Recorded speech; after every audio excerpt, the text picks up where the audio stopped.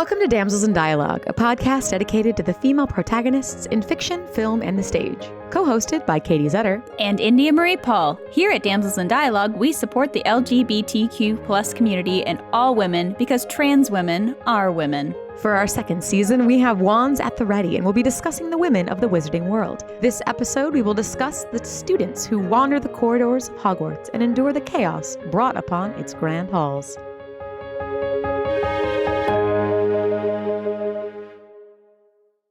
All right, so every episode we are sponsored by a different magical merch shop, and we encourage you to support small businesses and those who are inclusive in the community. So this week's sponsor is Orchard Works. Now, Orchard Works has been in the business for 10 years. They are a wand shop, carved wooden wands. They do have an Etsy shop, but you can also find them at their relatively new storefront. It's so pretty. They are coming up on their 1-year anniversary of having the storefront, Orchard Works. So you can find their storefront at 13 Furnace Ave in Stafford Springs, Connecticut. Or if you'd like to do their shop, it's orchardworksconnecticut.com, spelled orchardworksct.com. You can also find them on TikTok and Instagram. But they make beautiful wands. They are women-owned and run, and most of the employees are women as well, which I thought was a perfect addition to this episode where we are discussing so many women. So many. It's going to be kind of a rapid fire sometimes episode because we want to cover as many students as we can. And there are actually quite a lot of them that are named in the novels that you really miss in the movie. There's a lot of things that they changed and cut and moved, and you kind of really don't get a lot of the personalities in the movies the same way you get in the novels. So I'm really excited to discuss it because I got to meet a lot of them for the first time rereading the last couple books. And it's really sad what happens. We got mad about what happens to Jenny in the movies. And there are also a lot of things to be upset about that they cut or change in the movies as well, because you only have so much time. But understandable.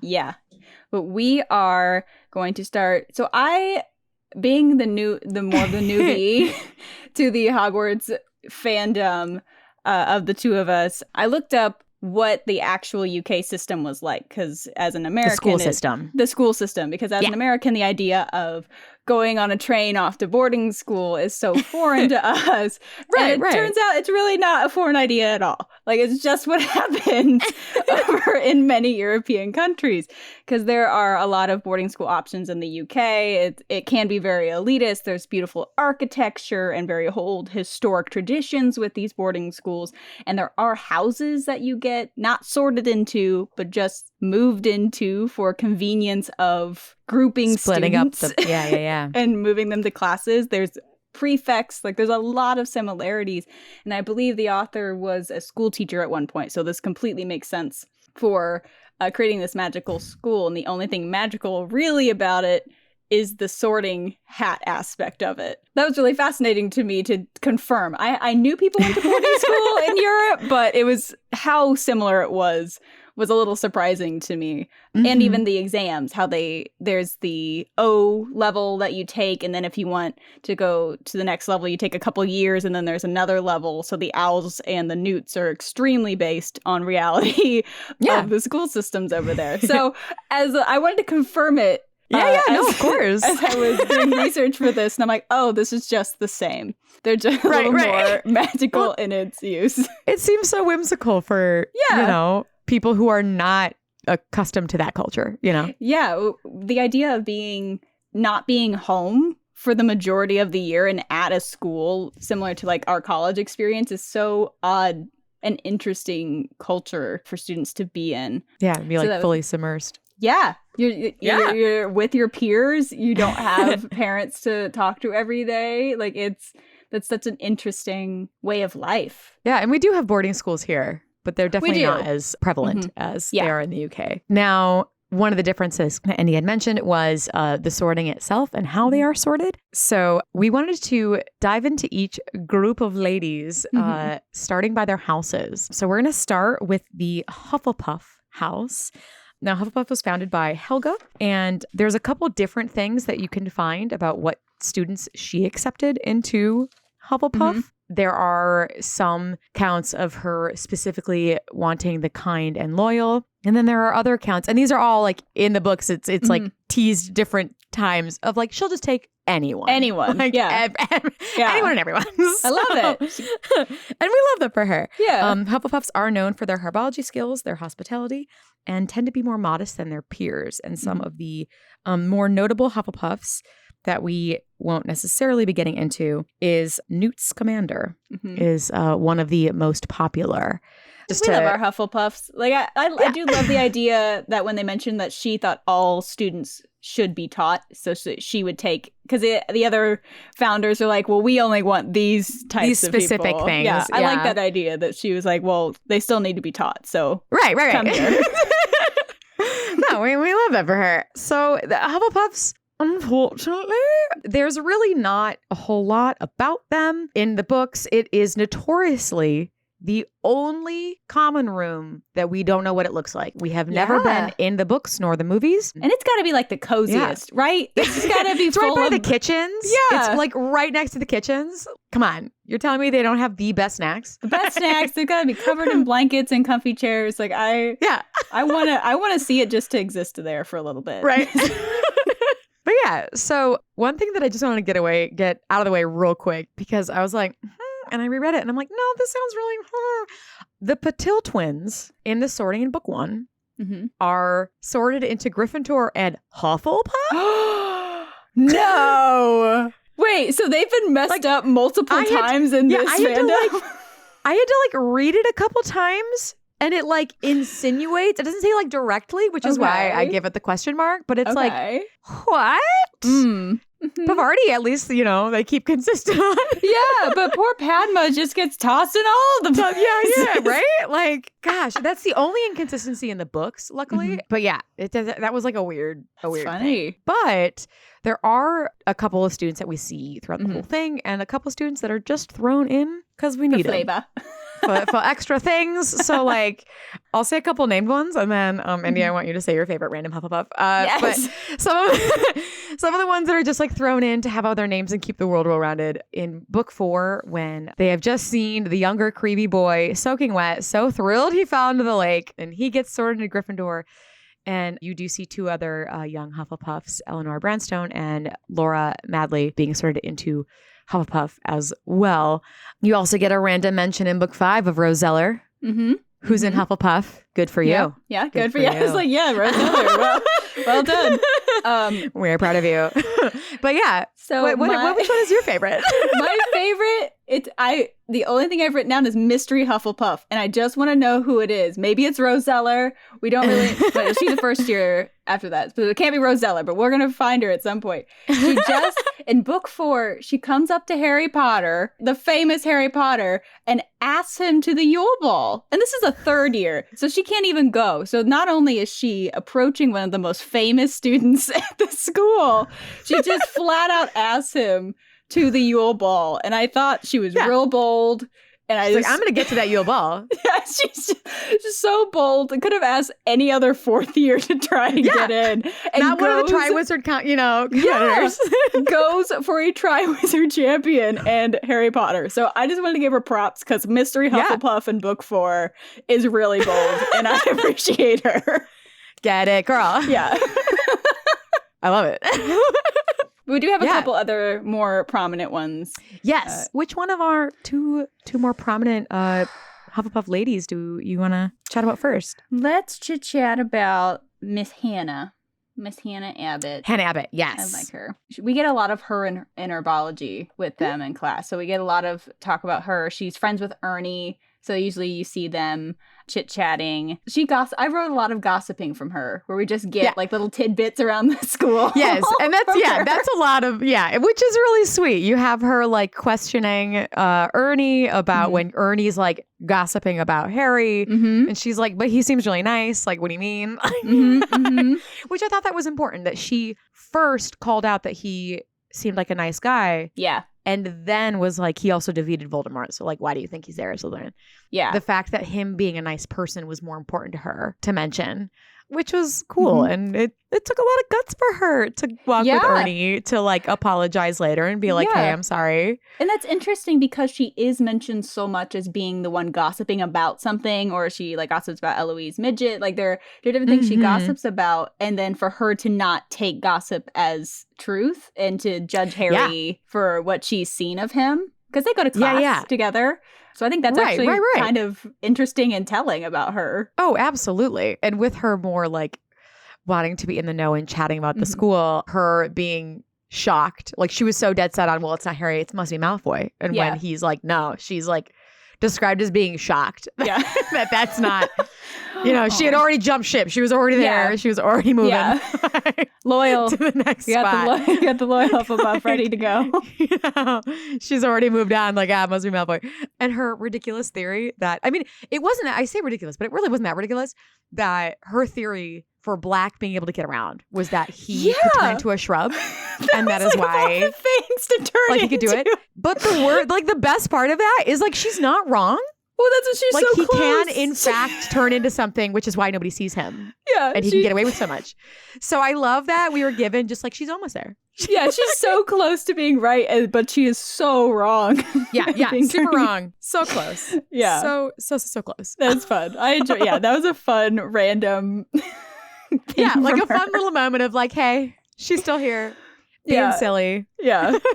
I love that she swapped chocolate frogs with Ernie at the Three Broomsticks. Like, I think that's really cute that they have them trading cards. Like, it's right. That they have like very much also, which I think is cool because you don't see a lot of male-female friendships a whole ton in this. You see Hermione. And that's it. Because even when you look at the Quidditch team, they enjoy Fred and George and the guys, but it's usually they have their own girlfriends. Yeah. So I think it's very cool that Hannah and Ernie are truly friends, and they don't read to me as dating. No, I never. They read very much like platonic buds. Yeah, well, I love which is nice to see. I love a good platonic relationship. Like it's not just Hermione. We can all be friends with boys. It's fine. Yeah. It just and they pop up like every once in a while. Just those two. In the series, she was chosen as a prefect. Yeah. I was so proud of her. That was really cool. Her and Ernie. Like it, I'm like, BFFs continuing the line. Yep. And she ends up as a member of the DA. So she really kind of she's a part of like the core students that follow Harry. Yeah. Once she's turned over to Harry, and she is tied with Ernie a little bit, but both of them together, like once they are convinced of Harry, they are quite loyal to him. Yeah. Very true to their Hufflepuff name, which is cool because there are moments where it could be questioned, and both her and the other lady we'll get to next are very loyal to him, which is cool. Yeah, like she's among the group that helps Harry when Crabbe and Goyle are attacking him on the train at the end of book 5. She's described a couple times as being frantic about owls in book 5. She's so nervous. Oh my gosh, her in the library with like too many books. And it's like, and they set it up at the beginning where like Fred and George mention the girl who lost it the year that they did OWLs. Yeah. And then like, it's gonna be her. This year it's Hannah. Yeah, and I think she's described she has trouble in her transfiguration exam, and I'm like, no, Hannah, the poor thing. You can do it. She goes through some stuff. Like, that's a big thing to go through. She loses her mom. It is presumed that she dies in the book and is taken away from the school and is not returned that year. Yeah. You don't see her again after that. However, after losing her mom, assumed losing her mom to Death Eaters, she comes back to Hogwarts to fight in the Battle of Hogwarts. Yeah, I think that's awesome. Yeah, that says a lot to her loyalty and her bravery. Yeah, to even come back. Like you don't after Owls, you don't have to come back to school. So for her to even come back after losing her mom in the midst of the chaos that is the world when Voldemort comes back, it's pretty amazing. Yeah, she didn't have to be there. And she still came back. After the mom was what we presume is killed, they could have left. Good for her. Do we get any post-series stuff about Hannah? Yes. She ends up marrying Neville Longbottom and she works at the Leaky Cauldron. She runs it. I like that for her. Yeah. Which that makes sense to me. I love that she's working. She's also, she reads to me very like could become similar to like Madame Rosmerta. Yeah. Like I could see her being that woman because she kind of likes the gossip. She likes to be in the know, but she also doesn't take it for fact. Like I could see her being that barkeep that people, she's so open and sweet that they just like give her too much information. Yeah, for sure. She turns into that. Yeah. So, she becomes the landlady of the Leaky Cauldron. So I think it makes it's cool. It makes sense. That is not in the books, but that's more of a cursed child thing later. I think it's a great person for Neville to end up with. They've been through a lot together. Yeah. It makes a lot of sense. So that is with our Hannah Abbott, and then the other half of our bigger players is Susan Bones. Susan Bones is also in their year, and she has a little bit. What's interesting to me is Susan Bones has almost more history than she does actual activities herself. Yeah, her character development isn't so much as the connection she has to the narrative of the story. Is it her aunt? Is Amelia Bones? Yeah, her great aunt is Amelia Bones, and she also, her family was killed by Voldemort because they were in the Order. Yeah. The first time around. Yes. Edgar Bones. Yes. Was her relative that had passed. She has a big history of connection and up in the wizarding world. They slowly drop her in here and there, but it's really later in the books where she becomes more important. And this is something they did give to Luna in the movies. Yeah. Which I understand. In the books, she is the one who is like, no, can't you produce a Patronus? And is very avid about it. She's like, my aunt said she believes you. So like, same. She was a very key moment in the Hogshead initial DA meeting because there was a lot of, I'm not sure about this. We could get in trouble. And then should Harry really be the one teaching us? And then she comes out with, you can produce a full Patronus, right? And kind of takes that next step into the DA meeting going well. So she plays a big part in it, and her belief in him and having the connection with her aunt going over the trial, which is really kind of blown over in the movies too, because Amelia Bones is the head of that trial. Who then later gets killed. Yes. It's like a whole thing. Because she's so, Amelia is such a strong woman. I mean, she fights Fudge. Yeah. In that meeting. Like so they see her immediately as a threat and kill her for it. And yet Susan Bones is still doing it. Still there, still fighting. So which is very cool. Yeah. She seems like a very independent and strong character. You just don't get a lot of her personality in the books. It's more of her just being part of the DA and being a support. Yes. Yeah, she didn't have a lot of like post-novel stuff. She just is a great support for the DA. I believe she's in the final battle. She loses her aunt, Amelia, during And her everything. aunt is one of the few people who was presumably, hers is presumed, killed by Voldemort himself. Yes. Is how threatened they were by her aunt. Yeah. And that was one of the first targets after the escape of the Death Eaters. Like it was a very, very big bullseye on her family. Yeah. And for her to come back, because she comes back the next year and to get splinched. Yep. She gets splinched. They're like, oh yeah, Susan's here. So we're going to give her another trauma. Yeah. Can't forget about her. And fights in it. Yeah. And she's a great example of a Hufflepuff. I wish we got a little bit more about her in the books. I know, because it's so interesting to have that history with the Order of the Phoenix. Like her family, she has family killed in both wars. Amelia's killed in the second. Her uncle's killed in the first. And like her uncle being part of the Order of the Phoenix, maybe they didn't tell her.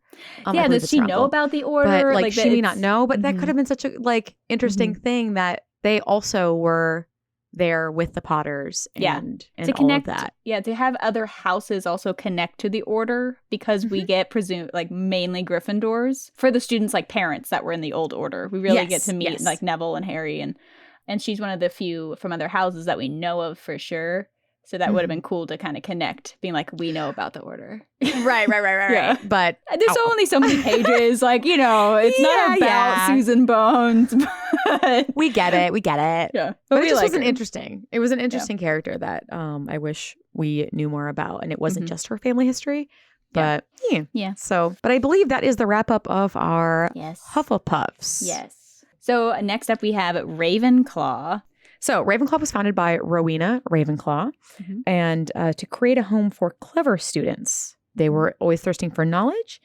So Ravenclaws value originality and knowledge. And they also, which I think is commonly forgotten, they're also known for the creative house. They are the artistic house, which I think is often blown over because you're just like, they're smart.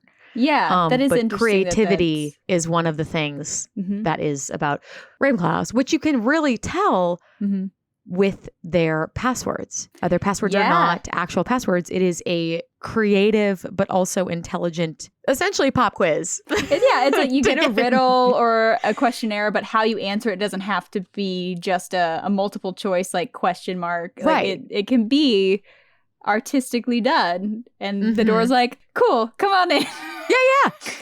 Man, how frustrating. If you just have a really bad day though, and you come up to the door and you just literally can't get in until somebody else lets you in. So frustrating. Oh, that'd be so upsetting. That is such an art school thing though. Yeah, it's very true. Now some more famous and notable Ravenclaws is Gilderoy Lockhart is a Ravenclaw. Oh, yes. Ollivander is a Ravenclaw. Is so he? is Sybil Trelawney. Yes. And we shall talk about her in a later episode. And their head of house is Flitwick. Yes. So, and I didn't mention for Hufflepuff, their head of house is Professor Sparrow. But we'll talk more about the professors in a different episode. But yeah, I just like the creative thing because I think that really ties in with Luna really well. And it's like often forgotten that. Yeah. When you just think of a Ravenclaw that typically goes to like a bookworm. And that's not. There's so much more to them than that. Oh, absolutely. Anyway, so I want to start with like an older student, but she plays a pretty big role in the series, and she's a ghost, but she was in Ravenclaw, and that is Moaning Myrtle, and her name is Myrtle Warren. Yep. And something very funny about her in the movies, I think they do a great job. She seems just like the movies in in the books. She's the same person. I mean, they cut her things here and there because they have to, but like she's the same. She is the oldest student. Yep. She's like in her 30s, 40s when she's filming. Yeah. Like The actress is, I don't know how she nails it, but she just nails it. She kills it. Kills it. Like it works really well. And she looks great. She doesn't look like she's older. She plays it really well. So this is one of those cases that I think they did a great job at, even though they do have to cut things short, that they still made her. So there'll be no deviance as we continue on talking about our poor Myrtle. Oh, Myrtle. She is fascinating and disturbing. I feel so bad for her sometimes. My girl. I go in and out. So I go in and out of like being really upset for her and how she died and her being alone and feeling alone. And then I get really mad at how much she like kind of abuses other people. So it's really hard for me to feel bad for her sometimes. Right. Especially part of her backstory is that she has to stay in Hogwarts because she got a restraining order from the student who found her. She stalked the student who found her dead. Olive Hornby bullied her so much about her glasses and everything that she literally would spend hours crying in that bathroom that she died in. And then to dig the nail into the coffin, she's the one who finds Myrtle dead, going in to tease her some more. So not a great understandable person. That a child would come back and go, you know what? F you in particular. Haunted her at her wedding. It like stalks her to, it's like Olive's cousin's wedding. Yeah. And that's the final straw where she like disrupts this wedding and then gets to stay at Hogwarts. Yeah. Restraining order now has to stay at Hogwarts. So I think she gets her own in the end with that. So she's still very tragic as a character. Like I don't wish her to have died in this way and been lonely, but she also has this personality of like stalking the boys. Yeah, it takes her a bit. It takes her a bit to get out of her shell because she is at the beginning, and I think part of that boy thing may have been because she was around Harry and Ron so much in second year. Yeah, because at the beginning of the books of book 2, especially. This is a girl's bathroom. Yeah. Like she hates them in there. She comments on it multiple times. Yeah.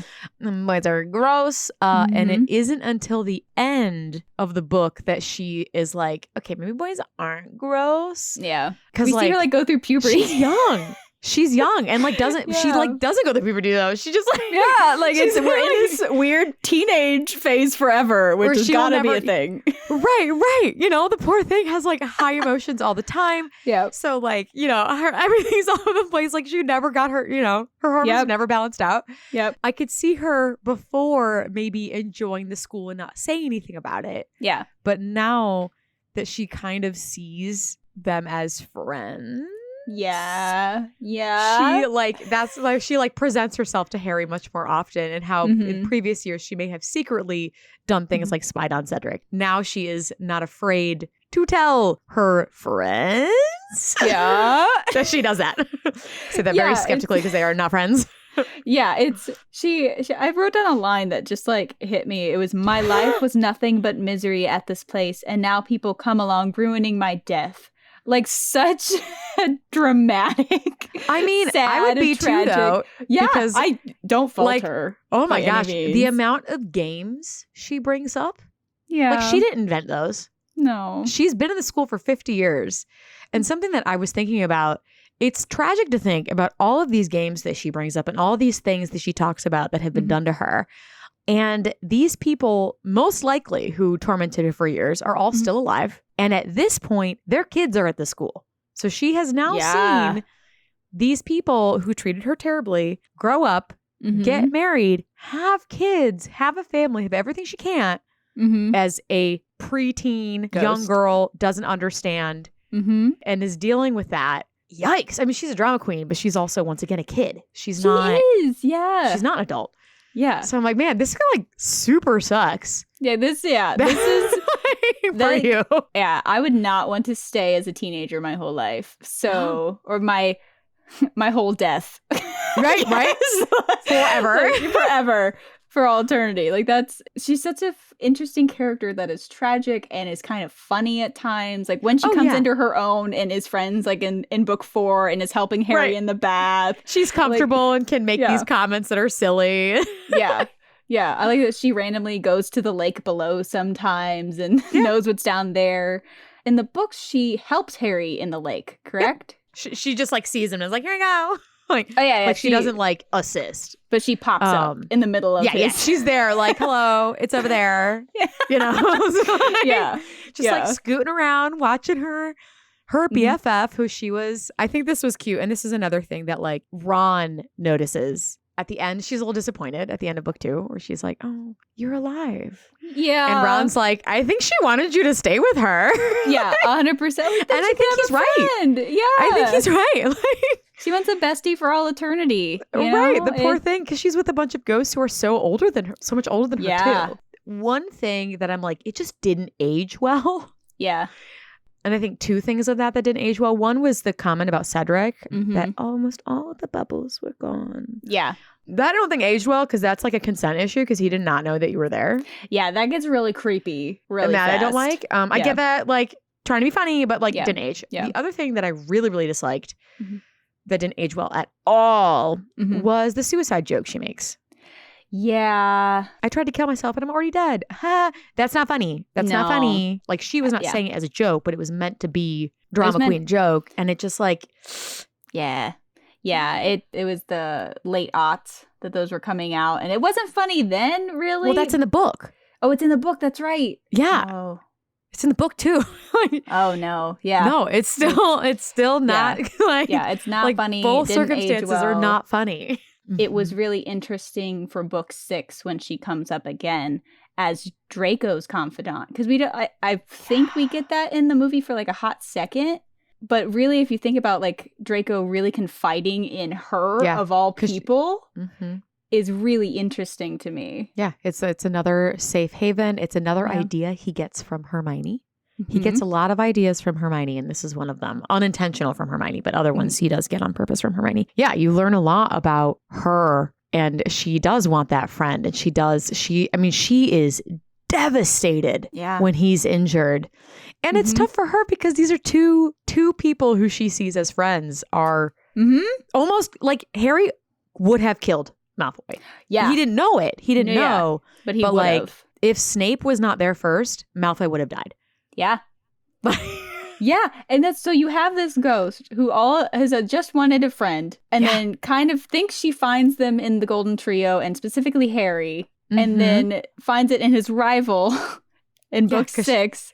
Which is probably even a more meaningful friendship because Draco sees her as a confidant, like a real friendship compared to Harry, and then sees both of them attacking each other. Like that's. Well, I don't even know if he sees her as a confidant. More of he is crying. Yeah, he's in there crying. He's like vulnerable she is. with her. Like she is bold. She can see him. Doing the same things. Like he did not go to her to talk. He ran into a room that no one would be in, and she happened to be there. I think it's interesting too that she doesn't like any of the girls. She still doesn't super like Hermione. Yeah, and that could be too that she was so bullied by women. Yeah, it does. It definitely Why is feels that? like. Oh, That's all that women I hate. But anyway, just like wondering. Yeah, you think that Myrtle would have found at least. There's got to be another student who's being picked on in this apparently school. not. But she does not seek them out to help them. No. Nope. Yeah. That was something else that I thought was very confusing about Moaning Myrtle. That is not her. But no professors, no Dumbledore, no one thought to be like, this girl died from the thing from Slytherin's chamber. Maybe we should ask her about it. Like, you're telling me nobody in her 50 years of being dead at this school, not a single soul was like, oh, hey, how'd you die? Yeah, so if they had asked her. She is thrilled to tell people about it. Are you telling me that when it started happening again, you didn't go, hey, Myrtle, where exactly did this happen? Let's investigate this. You didn't see a snake on the faucet. Right. You didn't think about it? Like, are you kidding me? And she's not going to tell anybody. She had a whole vendetta. She just died. Like, she had stuff to do. She had all of Horby to haunt for the rest of her life. I feel like she should have been the number one helper of this case for the Chamber of Secrets coming back. Why did no one ask her?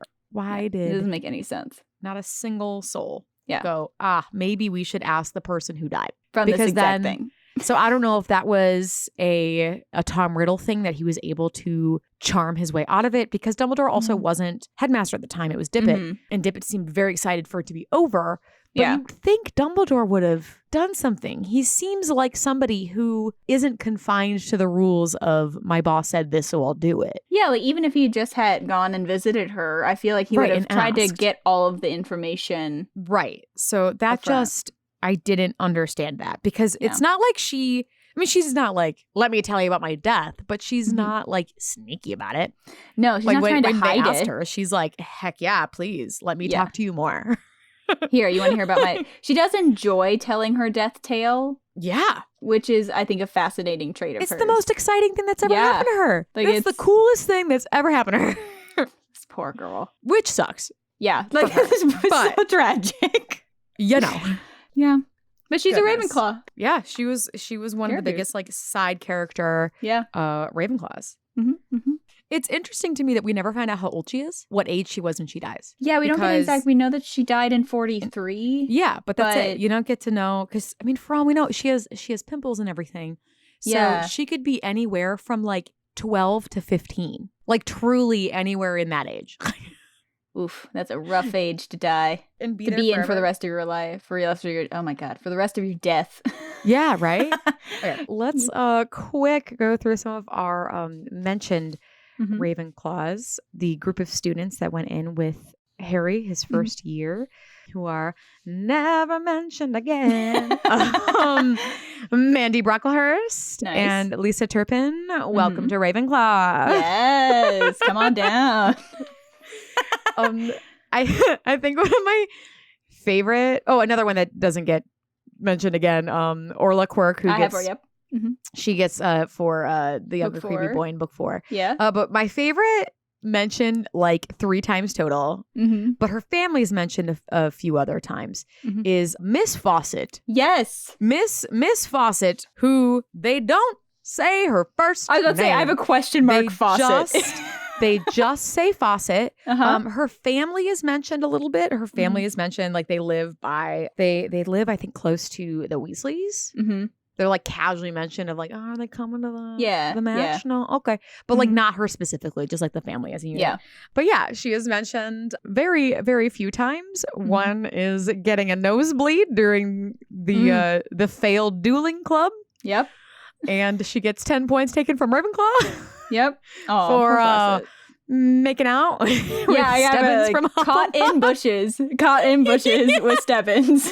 And that is where you find out. Yeah, and that's where you, of course, because no other teacher's going to deduct points for making out. That's fair. No, of course, it's Snape. And that is where you find out her house. So you hear Miss Fawcett earlier, but you don't get to know what her house is until he specifically takes it from Ravenclaw, which also is a little bit sexist. Why didn't you take it from Stebbins? Yeah, okay. Yeah, Stebbins didn't get it removed. I don't think so. No. What? And then also in book 4, she does attempt to break the circle and does not and gets beard. Yes. So really, she's been put in the book to fail. Like she just gets caught and fails so many times. Not talked about again. Oh, poor Fawcett. Well, Miss Fawcett, whatever your first name is. Yeah. Thanks for playing. Yeah. Thanks for being here. You made us giggle. Approximately 3 times. We have Mystery Hufflepuff. We have question mark Fawcett. Doing great. And we are going to talk about Cho in a different episode because she is like the biggest. She's a main character in Ravenclaw. Some of the books. So now that we know she's a student, we will talk about her in a different episode. But she does have a friend who plays a pretty big role in this. But before we get to Marietta, we also have a girlfriend who shows up to be a girlfriend, and that's really it. But we get a name. She does. It's Penelope Clearwater. It's a pretty name. It's a nice very name. like we need to give Percy like a pretty girlfriend name. Yes, it does seem. But we get a little bit of her personality in that she makes a bet with him about the Gryffindor Quidditch match. So that's kind of cute. Ginny catches them snogging. She has money though, but doesn't know that he doesn't have money. That was funny. She bets not like a couple of sickles, like 10 galleons. So I don't know if that was like Percy got overexcited and wanted to show off and like she didn't question him. Yeah, he's really lucky that worked out. Yeah, he's really lucky that worked out for him. Yeah, that would not have gone well. And she must have known Quidditch at least a little bit because she is very excited to see the firebolt. Like she asks, she's very polite about it. She asks Harry to see it. And while Percy's like, being a dingbat about like, oh yeah, Harry, I know him. Yeah.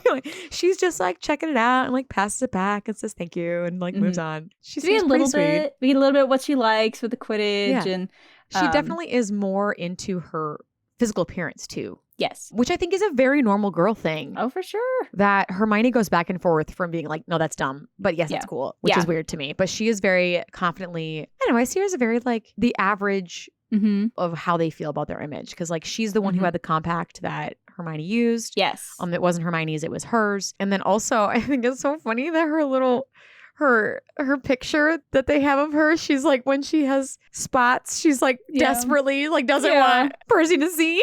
Yeah. You know, it just seems like a cute sweet. And I mean, bless her for putting up with Percy because man, does he get annoying. Yeah. Like we don't dates him for like over a year. Yeah, she dates him for a while, and then I will give her credit for not sticking around during his craze. So yeah, when he actually gets to the ministry, like, yeah, girl, get out. Yeah. Get out. I hope she ends up in a much happier situation.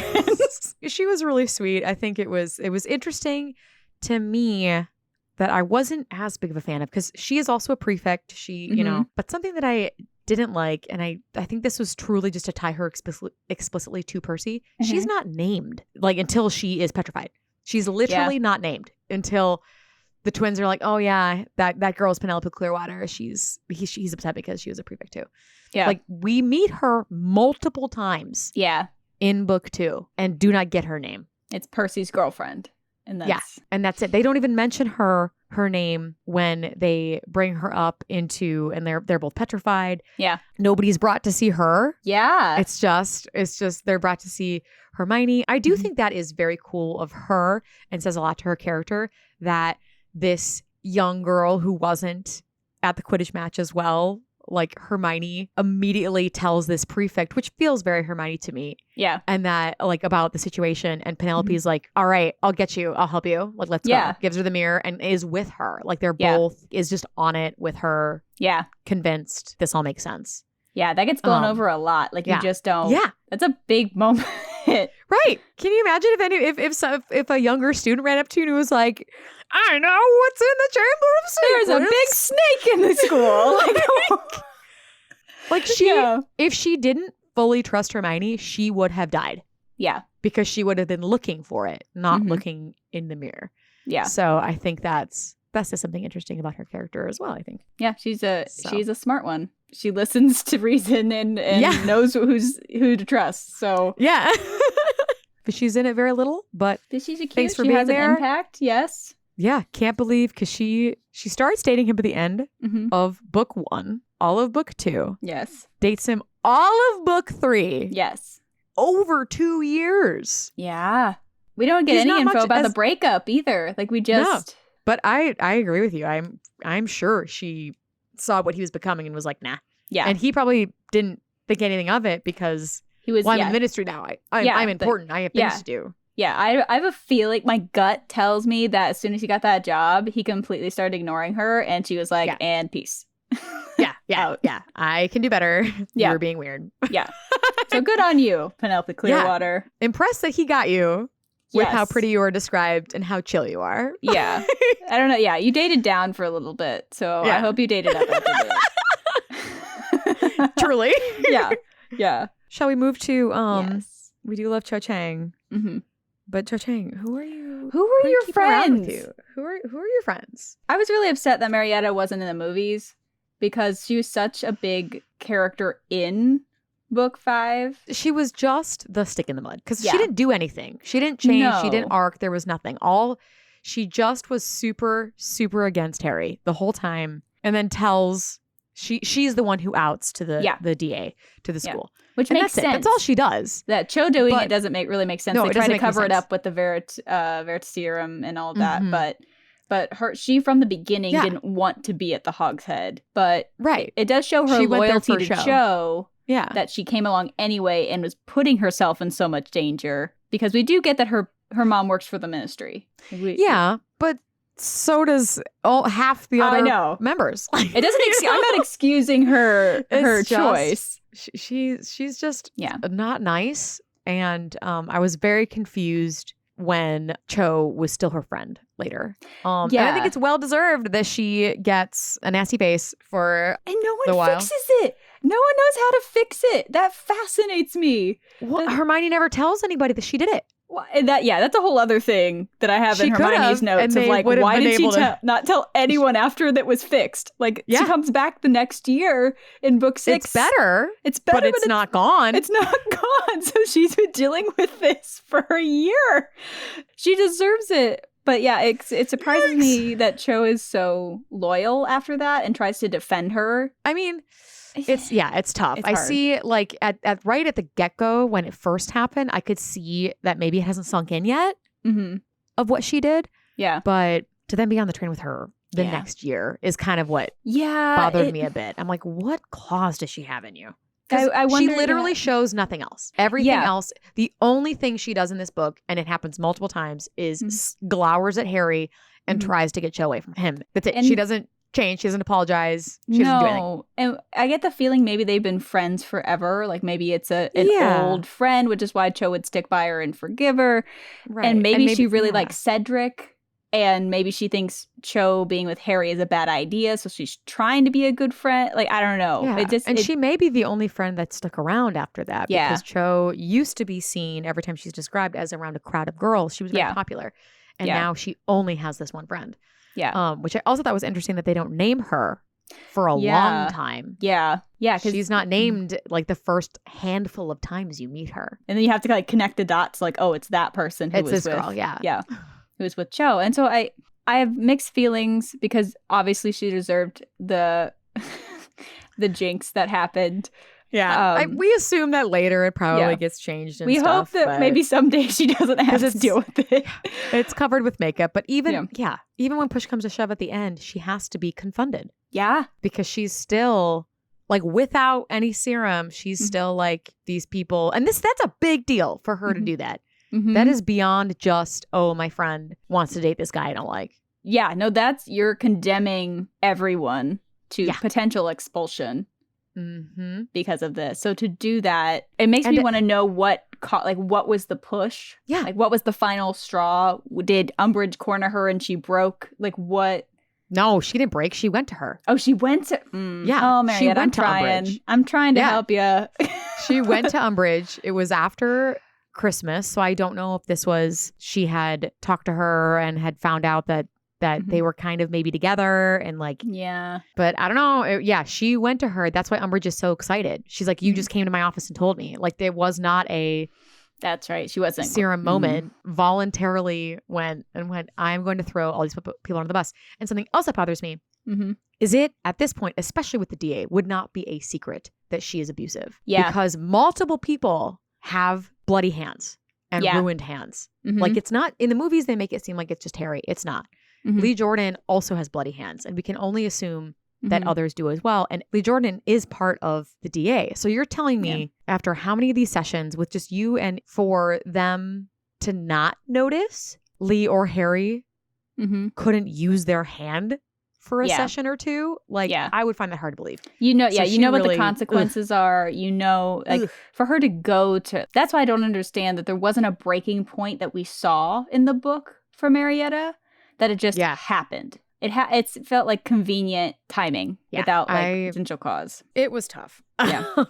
Yeah. But it does. The thing I do like about her is that made me frustrated with the movie. And I get that they needed to do this, but Cho was always on their side. Yeah. She just was going through a lot. So to have that person be the bad guy and take the fall and do it, I think was really important, because in the movies, it makes it seem like Cho's the bad guy. Yeah, that's why which is not I understand why they did it, just to cut out so much and to make a clean break with Harry in the movies. Yeah. But it really is a discredit to who Cho is, which is sad. Yeah.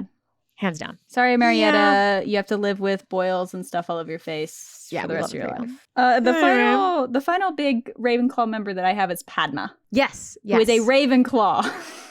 According to the books. And in the movies, they like throw her into Gryffindor sometimes. What? Like, what? Mm-mm. Padma is a Ravenclaw. And you don't really get to meet her or hear really anything about her other than her initial sorting until book 4. Yeah. And there's casual mentions previously of people being nervous about like, oh, what? Like siblings are always in the same house. And it's like, no, the twins are not. Which is really cool. I think that's a really cool thing. And that's interesting. I think too, I couldn't find solid evidence of this, but it feels very much like it's never said. It's kind of mentioned that they aren't identical, because Harry does make a comment saying like, oh, I hope Padma's nose is squarely in the center of her face. Yeah. So it is implied that they are not identical, which also sets them more apart at being like different houses, which I think is super cool. And I wish we saw more of that. Yeah, it was really cool. And it also made the moment when Pavarti got her a date so much more fun, because it wasn't just someone there to ask, it makes me sad that neither of them had dates that late in the game. So I have a theory about that. Okay, because, I want to hear they are also the prettiest girls in the grade. Yes, like I love literally that. As all the boys are together getting ready, and they're like, what the heck? You're the prettiest girls in the grade or the year. How it calls them years, not grades. I'm sorry, American. Yes. And so I think it was an intimidation thing. I wonder if the other boys in the year and stuff were like, we can't intimidated. Ask them. Yeah. Because also when you look at, and we'll talk about them later and get back to Padma, but like just because we're on this topic of the ball, Pavarti and Lavender are often seen together, and Lavender is easily the more giggly one. And Pavarti is definitely more put together and more outgoing and more outwardly strong. In her classes and stuff, So I could see, especially with when you meet Padma and how like no nonsense she is, I could see them being intimidated by these two girls. I could see that, because I also was confused too. Like, how are the two prettiest girls in the year not taken already? And then maybe it's because they're all intimidated by these two strong women. Which, I mean, Padma, within seconds of seeing Ron, is like, this is what you got me. That's why it's so cool when they're not in the common room, when she meets him in the entrance hall and has to deal with whatever is in front of her. And this is another moment too where for some reason the movies, they match them. But they're not. They're in totally different colors. She's in bright turquoise. Like Padma's in like this beautiful turquoise. Yeah. You know, like they're not even remotely in the same color, but just sulky at the dance. And something I felt so bad for her. I felt so bad for her. Yeah. So Pavarti, I think, overall had a pretty good time at the ball. Yeah. She got like the beginning of it was really just a couple minutes of some sulkiness sitting with her sister, like, are we going to do stuff? Padma, not knowing Ron or Hermione outside of classes, or Harry for that matter, outside of whatever her sister has told her in classes, watches a massive fight go down between Ron and she's just sitting there. She's just sitting there watching it happen. She waits. She could have left. She doesn't. She chooses to wait, watches the literal shit show. And then like later, this is like a page later, she's like, "Gonna dance with me at all? Fine." And then leaves. Yeah, like she sticks it out way longer than I would have. Because she didn't ask for this date. It was gotten for her. She witnesses this huge fight. He never, like, Pavarti at least got to dance because she was with a champion. So, like, go girl. Oh, and she enjoys Harry. Yeah. And we'll talk about that later. But she had a good time. And Poor Padma got no dancing, sticks with him for a huge chunk of the ball, and then finally leaves. So, like, good on her for trying to stick to her date. But like, you should have left way sooner, girl. I will say, I love the moment when she joins her sister on the dance floor and she's with the Beauxbatons. And it's like, it's almost like another one came as if conjured by an Accio charm. I mean, that just cracked me up because they are pretty. And by the end of the dance, they're crowded by boys from Beauxbaton because once again, I think they're not intimidated by them because they don't know what they're like. They don't know how strong. And Padma seems very like quiet and put together. And I mean, she sits there for that whole fight. Like, it doesn't say anything. She's more of a watcher. Yeah. So, but they don't know that. They just see these two and then they meet them at Hogsmeade. They have plans for like, I love that the Patel twins get the boys. That's why I'm so sad in the movies when the Beauxbaton boys aren't existent because I'm like, but what about the Patel twins? Because they get it. Like, give them their moment. Give them their moment. Yeah. Let them be the beautiful girls that they are. Yeah. It made me so happy. So happy in the books when they're like, oh, we're going to go meet some of the boys at Hogsmeade. I'm like, yes. Yeah. Because they got a date. They got like, one of them got like an actual like date, but you're like, yes. Yeah. Yes, girl. She then later becomes prefect, which totally makes sense. Good for her. Yep. She seems very book smart, gets it done. Just the way that she like calmly sits there with Ron. I keep referencing that, but like that says so much about her character. Yeah, that's what we get. We don't get a lot of moments with Padma to really get to know her. So like we have to take what we get and create a character out of her. Something with her that I think is interesting is that I'm not sure if I don't think Pavarti says we had to convince our parents to stay. I think Pavarti says I. Yeah, I was curious about what the home situation is fascinating with the Patel twins because they seem to want to stay, or at least Pavarti does.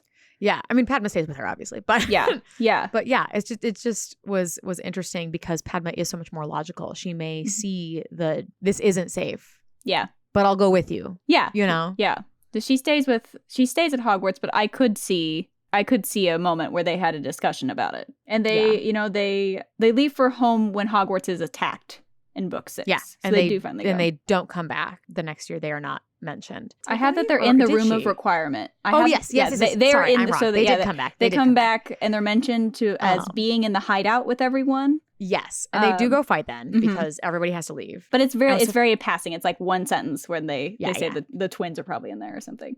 Right. Which seemed strange to me that they would leave. I mean, they leave before the morning on year 6. Like nobody says goodbye to them because they're gone. And that's interesting to me. They would come back when the Death Eaters are teaching. Like that doesn't make any sense. So I was confused by that. So maybe that's why my brain like didn't clock it. But something that I didn't know about Padma because I didn't read Cursed Child. So there's an alternate timeline in the Cursed Child. Ugh. Okay. Where Padma and Ron get married. What? And have a child. I mean, she would never go out with him after the Yule Ball. So what kind of multiverse weirdness is this? Well, they changed something that happens in the 4th book. Okay. But an alternate universe in the Cursed Child, which is technically canon, but it's not. No, this is like a weird alternate like moment in Cursed Child. It's not like super crazy, but in an alternate reality they doesn't make any sense to me. Married and have a son. Cool. Like neither of them would work together. No, like neither, not in any way. Like not even a little bit. No, absolutely not.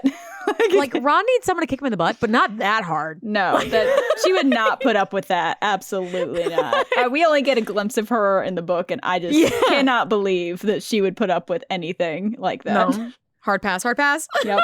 Yep.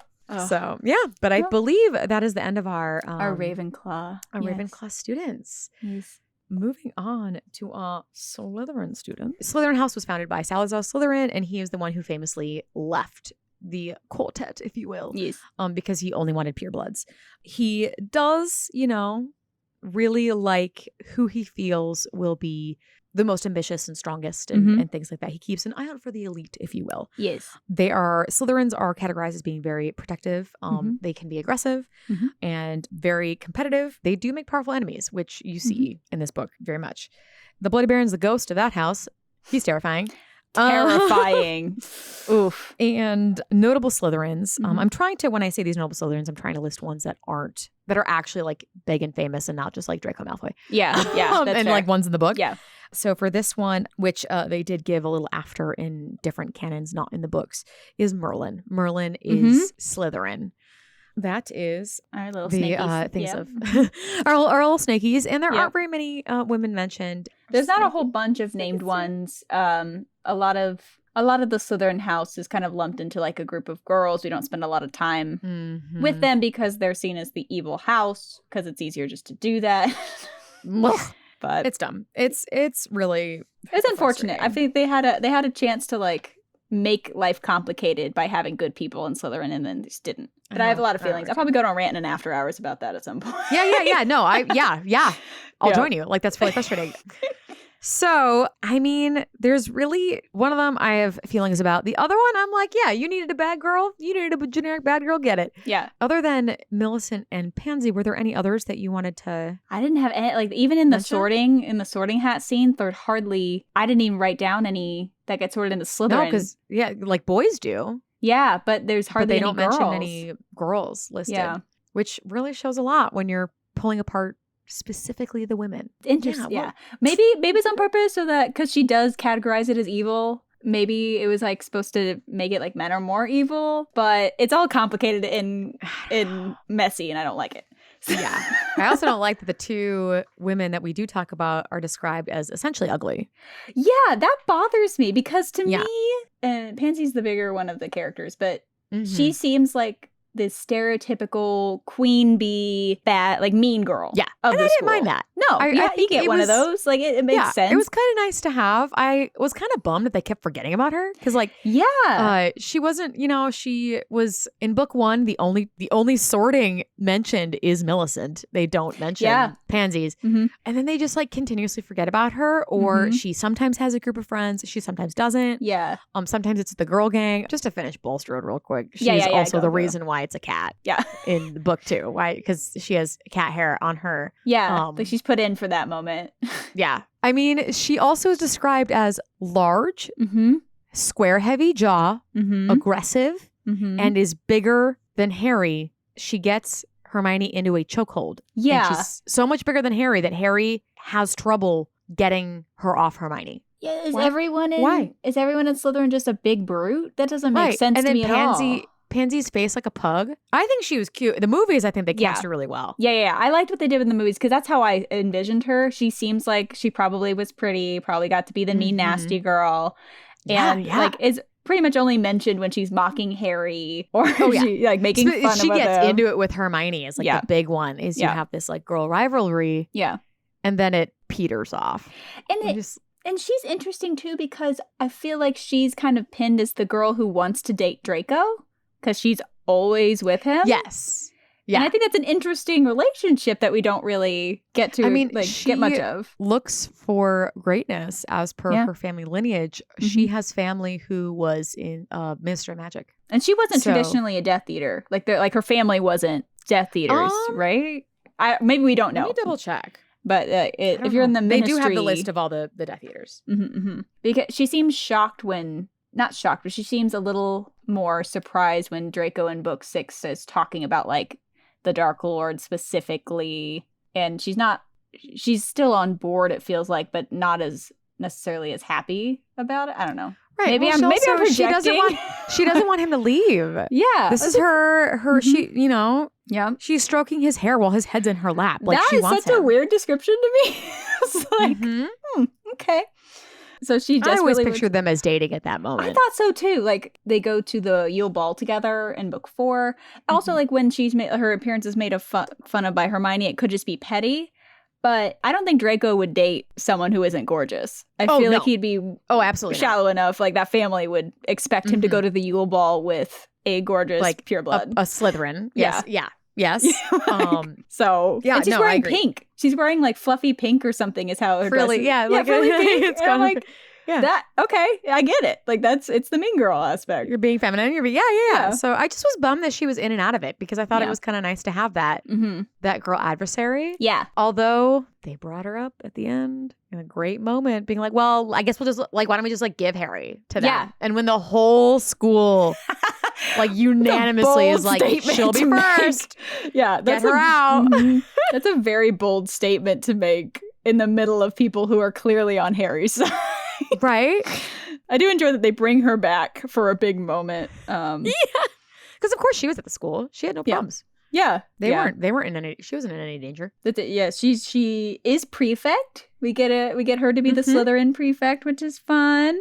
Which is because can't give it to Millicent. We don't know any other Slytherin names, so we'll give it to it's her. She has to be it, We have her conducting Weasley as our king and the Quidditch crowd. So anytime she's mentioned, it's always to poke at something. Which is fun. And I didn't mind her at all. There's allowed to be rivalries. Right. I just was bummed that she was in and out of it.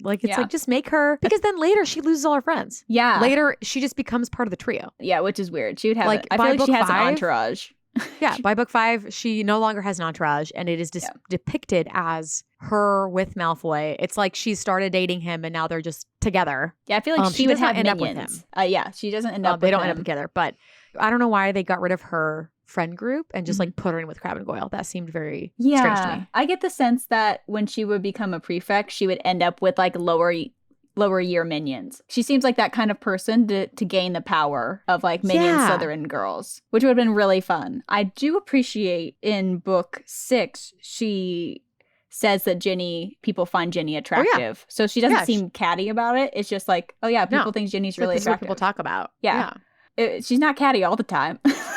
Right. Just she's stating a fact. Yeah. Yeah. And I don't hate we've discussed before, rivalry is very different than women on women hate. Even if it is catty, she is put as the rival of Hermione, but Hermione really doesn't get a rival.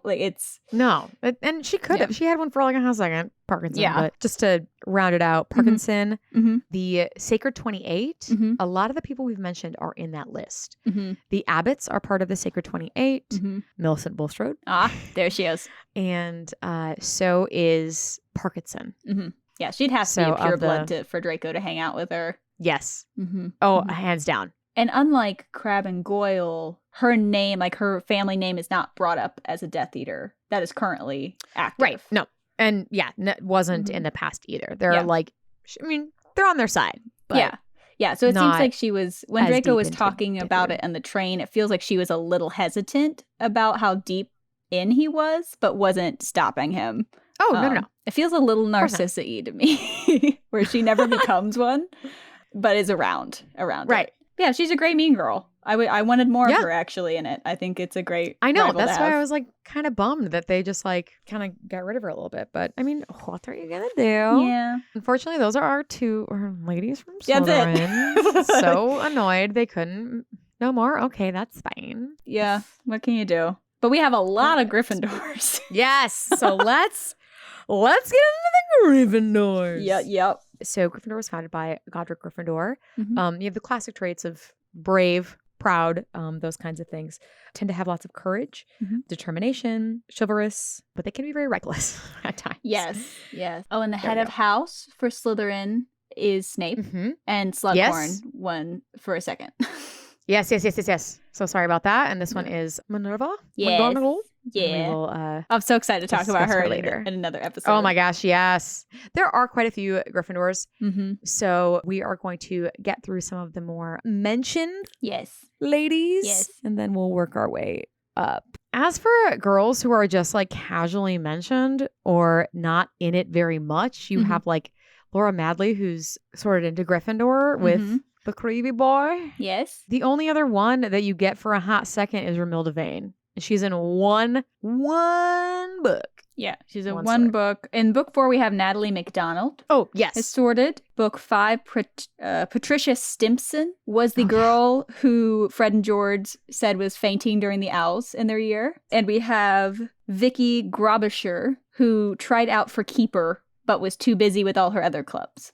Yes. I have that under all the Quidditch ladies. Yes. Is where I have That was my random ones. Yeah, Romilda Vane gets a lot of attention for being in one book. But she has an interesting part in the book. She is, responsible for the eventual poisoning of Ron, circumstantially. Yeah. She pops up in book 6, and she is a 4th-year student who is always surrounded by a group of giggling girls and is trying to be Harry's girlfriend.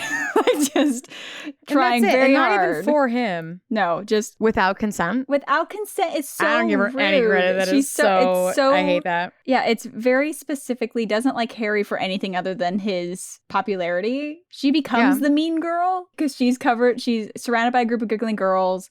Is introduced by telling Harry he doesn't have to sit with like these losers because you can sit with us. And then tries to get Harry to ask her to the Slughorn party, tries to manipulate him with chocolate that is put a love potion into. So she's furious when Harry kisses Jenny. And I'm like, girl, he never liked you. Why are you mad? No. Like, she's such an odd addition.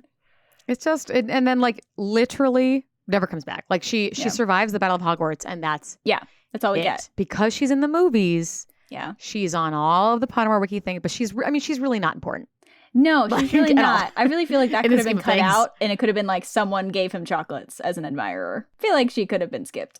It's just I don't mind having like a villain, if that makes sense. Yeah, in Gryffindor, I think that was good to have. Yeah, but it just seemed weird. Like they were like, oh, we're just gonna like have a rando, like pick a rando that does this. Yeah, who's like been here this whole time, but like, but we never heard of her before ever. Yeah, just now. Yeah, so that was a little odd. You get a nice villain in Gryffindor because that is kind of nice to see that. Yeah. But she gets a lot more credit than I would. So we don't have to talk about her anymore. Yeah, she doesn't do anything. It's like we also have Demelza Robin, who is she's one of the Quidditch one of the Quidditch chasers who is only in after the others have graduated. Does her job well. We don't really get much. She has her nose broken by Ron because Ron accidentally punched Ron her. does a lot of noses. Yeah, he does a lot of noses. He does. Poor guy. Yeah, and Harry actually fixes it, so that's kind of cool. She gets a moment. Harry fixes it. She's good at dodging bludgers. That's about all we get from Demelza. But she's a good segue into our Gryffindor chaser ladies. Yeah. There's 3 girls that are on the Gryffindor Quidditch team that, I was honestly surprised when taking notes on them that they're like 3 pages almost of notes with the 3 of them.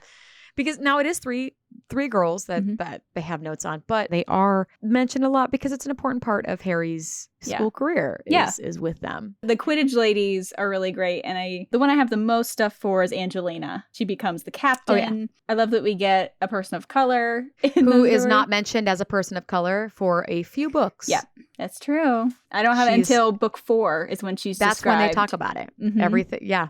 I have them pretty even across the board. Angelina maybe a little bit more. But she just gets more stress when she becomes the captain. Like she spends most of book 5 trying to put together a semblance. I feel so bad for her in book 5. Right. But to start from the beginning so we can get their arcs. Yes. Angelina does start as a very strong feminist. Yes. She's and women. Yeah. She's very proud to be. She is pretty much described as the best chaser on the team. So it makes total sense that she becomes captain later. Yeah. And Katie Bell was a chaser, and Alicia Spinnet was a reserve player the previous year, which is the only time we talk about reserve players. They never talk about it again. Yeah. They never have reserve players. They have to have actual tryouts for the rest of the books. Weird. Whatever. But Alicia is 4th year by book 2. Yes. Angelina, I think, is in the same. I think they leave at the same time. And then Katie is in between Harry and them. I think it's so funny that what's interesting to me is that they don't like seek out Fred and George outside of like Quidditch stuff, but they are all so comfortable with each other. I think it's so funny that Alicia lets Fred sleep on her shoulder, snore, while she is also asleep. Yeah, they're both nodding off at practice. Just like on each other, like very casual. Yeah. Yeah. While Wood is having his like dark 30 meeting. You know? It's another like platonic friendship, like camaraderie, co-ed team. Like we get a little bit more from Alicia in book 2. We have her yelling at Malfoy, "How dare you," when he calls Hermione a mudblood. And we have her speaking up and getting an inquiry about the rogue bludger in a match. So we get a little bit more. She doesn't get it. No. She doesn't get the inquiry. No. She just asks for it. Yeah. And Oliver goes, "No, he said no, so it's fine." Excuse you. Yeah. She literally says, "Oliver, this is insane." Yeah. Which, not wrong, girly. Yeah. Not wrong. I also love that the 3 girls band together a lot to like to show their strength, because they are very good chasers. And so I love when and this happens a couple times through the books, where the 3 of them, especially for Slytherin, are like, "Come at us." Yeah. Yeah, they get beat up in these books. All of them get hurt many times. Not too bad. Like they can all still fly, but still like they get super, super beat up on. And continues on with book 3. It's still like you have those mix of like sometimes they're talked about as a unit where they're superb chasers and everything. You see Angelina slowly falling into that, like, you could see her being a leader. Yeah. Because she is the first to like pipe up and be like, we'll do it, Oliver. Like, don't worry. Them talking about Cedric also cracks me up. It's really sweet. Yeah. Like all 3 of them giggle, and Angelina's like, the good looking one. Yeah. Katie, the strong and silent one. Yep. Like, it just seems like girls who are, they're not like, ooh, Cedric, but I know it's fun. It's fun. I like that they're also allowed to be a little bit giggly about Cedric, because they could easily have just been this like a jock girl, but they get a little, that like that's fun. No, they have a little bit more of a girls. Yeah, like all 3 of them do, and that's like super fun. I love that they all take turns, because the twins are going to do it. They all take turns calming Wood. You have Angelina, supports him sometimes. You have Alicia being like, "No, it's fine. Yep, it's fine. The weather's not that bad. Yeah, we're gonna be okay. Please get it together, Wood." Yeah, yep. Please get it together. I love that they're all like included in, or almost all of them are included in his first Firebolt trip too. Yes. Like Alicia like squeals. She's so excited. Yeah. Yeah. It's really sweet. Katie gets looped a bunch. Yeah. I don't know. They're a really supportive team. I really enjoy them as a unit. Yeah. Angelina is the only one who questions the twins about their nonsense, though. Yeah, she does take on a more proactive role in that, which is the twins were not going to be captain. Like, neither of them were going to be captain of that team. No. So, and I think she's one of the people who doesn't take their crap, which is really nice to see. And it's someone that I think the twins pretty much respect enough to listen to. The twins respect all 3 of them. Yeah. To be honest. They treat them all pretty much the same. Yeah. But it's just funny to me that Angelina is the only one who's like, she doesn't do anything about it. But she's like, how'd you get all this honeydew stuff? How'd you do that? Yeah. And going into that Slytherin game, I know you had mentioned that they get beat up a lot. And especially in this game, because they're really good chasers, there's only one penalty. They get a lot of penalty shots, and there's only one missed. Yeah. That game. And they get tons of penalty shots because they're just playing so dirty. Madam Hooch is like ready to explode. She's so mad. Yeah. But it's Alicia does it, and she misses it by several feet because she's so mad that what Malfoy just did to her, or did to Harry. Well, that's it. I wrote down everything goes in. I wrote down their injuries. So book 3, Angelina is almost thrown from her broom by a Slytherin player. Alicia gets hit in the face with a club. Could have also, I thought it was a bludger. No, sir. No. Okay. And then Katie, never worked harder in her life. Right. Katie had her head grabbed by a Slytherin. I thought it was a quaffle. Yeah. Guys, I know you're more clever than that. Like, where's the penalty box? Like, do we not? What is too far at this point? At that point, they were just, if they would have kept going at the rate they were, the 3 girls would have won the match without Harry catching the snitch. How many points they were getting from the 3. From the penalty shots. Scoring penalties, like not even regular shots. Yeah, it was so... It was so bad. And good It's on a them. wild Like, time. I don't know if I would keep playing if I got hit in the face with a bat. Like, I don't know. Yeah. Oh, Katie does it a lot though. Katie is very strong. Mm-hmm. Later, she keeps playing even though, and they feel so bad. They feel so bad. But when this is, the second time, or rather the first time that Ron like hit somebody in the face by accident. Yeah. And it's Katie. She gets really bad bloody nose. And like Fred and George are like, ooh, like we can fix it. And then accidentally get the wrong one. So bad. And they feel like just the blood drains from their face. They're like, oh no, looking at the pastels, like, oh, we gave them broke the wrong our friend. one. Like, it's Crap, we'll take her right away. But she doesn't say anything. Like she has to be told to leave. Like Angeline's like, get off. Yeah. She is feisty, and I love that. But I skipped ahead really quickly to cover the book 4, which is really, really cool for Angelina. Yeah. This is where she is described as, I'm surprised she's Black. Yeah. Which we love for her. I love but, that. You could have said at the beginning. Yeah. It's fine. Yeah. And I love that she puts her name in. When she did that, I'm like, man, how cool would it have been to have her in the tournament? It would have been so cool to have her in the tournament. But then she would have died, and that would have sucked. So she would have died. That would have sucked. I get why you couldn't have 2 Griffin. Like, I get it. Yeah. But I would have. But it was cool for her to be involved. Yeah. Like, it was really, really cool. And she was still happy that a Gryffindor got in, which was, she's very loyal to her house. Yeah, she was super excited when Harry got to be in it. And you see, like, Katie has her own kind of separate group of friends, whereas Angelina and Alicia are like friends outside of the Quidditch pitch. Yeah. And I think it's so funny that none of them question it when like Fred asks her and she's like having a conversation with Alicia and like they both are like, yeah, like stops, let him do it. She like gives him the look down and goes, yeah, it's fine. Yeah, gives him a smile and goes back and they just, this is like a normal day. Gets asked. I like how it happens in the books. The movies, they try it, like they do the silent like ask. But in the books, Fred just yelling across the common room is real funny. Like it's like, it's sweet. It feels very like, and then she's described as dancing exuberantly with Fred at the ball. I bet they had so much fun. I bet they just had a blast. Like, Fred, game on. Yeah. Let me match your energy. Yeah. I feel like they had so much fun at the ball, and that makes me very happy. Oh, yeah. And it is very cool because they did set her up in that book where they mention her a lot more often. And then she does get to be more important in book 5 because she is now the captain and she takes it very seriously. They joke, they're like, oh, she'll be so much better than Wood. And then like, maybe not. Oh, no. The thing that she does that Wood doesn't do is she understands when she like steps too far. And sometimes she doesn't step too far and still apologizes for it. Yeah. But is like very self-aware. So I think she honestly makes an excellent captain and was just given all of the wrong cards. She was getting the shit year. Like, she gets the year she has to defend the Quidditch team and might not even get one.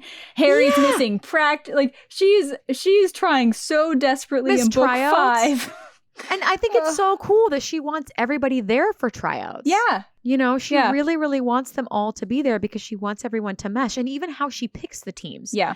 Vicky, outflew Ron, but, she's involved with so many extracurriculars in school, like it wouldn't work. And then Jeffrey whines about everything. He's always moaning about something, so can't have him either. Yeah. I love that. And she knew that she took Harry into consideration even though he wasn't there. Yeah. And it was like, we already know that he will mesh well. Yeah. With him, so I don't have to worry about it. Yeah, like I like how she goes to Harry and talks straight with him, like, Ron needs work. I know he can do it, but we need extra help. Like, she's not wrong. He proves her wrong a couple times. Yeah. But when push comes to shove and he's in his element, she picked wisely. Yeah. And he's a good player. I like that Katie too, when he does get, I'm not sure which this comes from. I don't know if they don't get to keep their Quidditch robes at the end of the year or what the deal is. But Katie's first comment is, oh yeah, Ron, like, let me go see if like Oliver's old robes fit you. We'll switch out the patch. It's not a big deal. Yeah. So I can't tell if that's those stay at the school or if she understands from the twins of their ability to afford things. Yeah. I wasn't sure which route she was going. Yeah. But still very thoughtful. Yes. Alicia gets a couple different things. She gets hit on the nose by Terry Boots' wand in DA practice. She gets hexed with growing eyebrows from the Slytherin Quidditch team when they're desperate to try and get them before the match. And she ends up having to hold back Fred when he attacks Malfoy with Katie, when both of them are doing that. And all of them are in DA. All the Quidditch girls are our NDA and joined that, which is really cool. And I also have Super Alicia. loyal. We love them. Takes pity on Ron during his first match and rebuttons his Quidditch robes. I'm like, well, that's sweet. I love that the three of them really, truly care about each other. And they do. Katie reads as very tough. Angelina is the leader of the group. And Alicia reads a little bit as like just kind of there. Yeah. But I do appreciate that they all take turns caring for the team. Yeah. You know? I do have one mini rant that comes up in this. It fits because so Hermione uses the impervious spell on Harry's glasses. And then Angelina in book 5 suggests let's do that. And in my brain, if they have magic that can make their clothes waterproof, why would they not always have it? Why would they not come weatherproof? I don't know. Why? They said they use it on their faces. That's what they say, to use it on their faces. And so that they can all see, not just Harry. Yeah. Why? Why is this not a go-to thing in sports? No idea. Why, is it illegal? Why are their clothes aren't waterproof? They talk about being soaking. Yeah. Like, why are you not using this on your clothes every single time? That was my. I know they're not allowed. Quidditch is a rule that you cannot have your wand on you. But but you could charm an outfit. But before. you could do it before. Yeah, that's when Hermione, it's a very flimsy thing. Yeah, that was my really rant, because when Harry gets it done on his glasses, I went, why the hell is it not on everything? And I'm like, okay, maybe there's a rule. But then when she does it on her face before a thing, I went, okay. Oh, okay. Wait a minute. It should be on everything. Yeah, so like what? They should have waterproof clothing. That doesn't make any sense to me. It doesn't exists. make any sense to me. Yeah. That was it. Speaking of rants, it's going to be very small because it just seemed completely unnecessary to be in the book. So we already have the purebloods and the half-bloods and muggleborns and all that kind of thing. So you already have set up this precedence of a way to separate people into thinking they are elitist and things like that. You've already set up the world that way. You've made a fictional thing to do that. You're also just once throw in that racism is a thing. That was so weird, right? It was very left field when Pansy is super racist about Angelina's hair. And I'm just like, why? She covers it like a champ. Oh, yeah, no, yeah, Angelina ignores her, but... didn't make any sense to me. It was like, why is that there? There were other things that you could have done. Yeah, like it does. Why are you even adding that? And I'm a white person reading it, so I don't know how people of color read that, but it just seemed very left field, and they never bring up any sort of racism in the books in that fashion ever. Yeah, it just or prior. Yeah, Pansy's never done anything like that, has never said anything like that. And yeah, it was completely unnecessary. But nothing with the Death Eaters, nothing with Voldemort, literally never. Yeah. That was weird. Yeah, that doesn't sit well with me. It was unnecessary. I agree in your rant. Weird. Didn't like it. I did not like it. Continuing with... We did the only thing else I had, poor Angelina desperately trying to replace Harry and Fred in the middle. Like, she's poor girl. She gets hit in the match by the own beater's bat because she's trying to replace Fred. Yes! I was like, man, her last year. That poor thing was so tough. It was rough. Yeah. That was the last thing I had for book 5. It was just Angelina. I felt so bad for her. We appreciate that Angelina and Alicia do come back for the Battle of Hogwarts. Yes. They did not need to. They had been graduated now for 2 years, and they still came back. We do love that for them. But in book 6, we do get a little bit of Katie. I love her, and like I mentioned before, her fierceness, her strongness. I love that the first thing she said, she walks up to Harry and goes, just because I've been on the team doesn't mean you can go easy on me. I'm going to audition. Try out. Yeah. And Harry's like, that. What? I love it. I love that she flat out says, like, if there's someone better than me, they should be on the team. I'm like, girl, I love you. Like, this is amazing. For her to say that. She's phenomenal. She cares so much about the team that she's willing to step back if she's not right for it. Yeah, she's so fierce. And you get that a little bit of, like, she had a life outside of Quidditch as well. Yeah. Because she didn't have anybody her age on the team. So you have her friend that obviously she does get cursed, and that super sucks for her that she had to be transferred to Mungo's because that it was so bad. Like, but she did have a friend who truly cared about her. Yeah, Leanne. And is Leanne in Gryffindor? I put her in Gryffindor. She is not in a house. Okay. That's what I didn't think she was officially said to be. But no, she is. Yeah, she is not in a house. As much as it sucks that she gets cursed, like that's awful. It is cool that she gets a part in book 6. Like that's the and I think what's cool is she comes back ready to go. Yeah. Like she literally gets back from the top wizarding hospital in the area and she comes back and goes, sorry, it's been so long. When's practice? Yeah. Girl. Yeah. She only gets her memory back 2 weeks before she comes back to school. I mean, it's crazy. She's really strong. And she also comes back for the Battle of Hogwarts. Yes. And she also graduated at the end of this year. So that's all 3 girls could have stayed where it was safe. Yeah. And they chose to return and defend the school.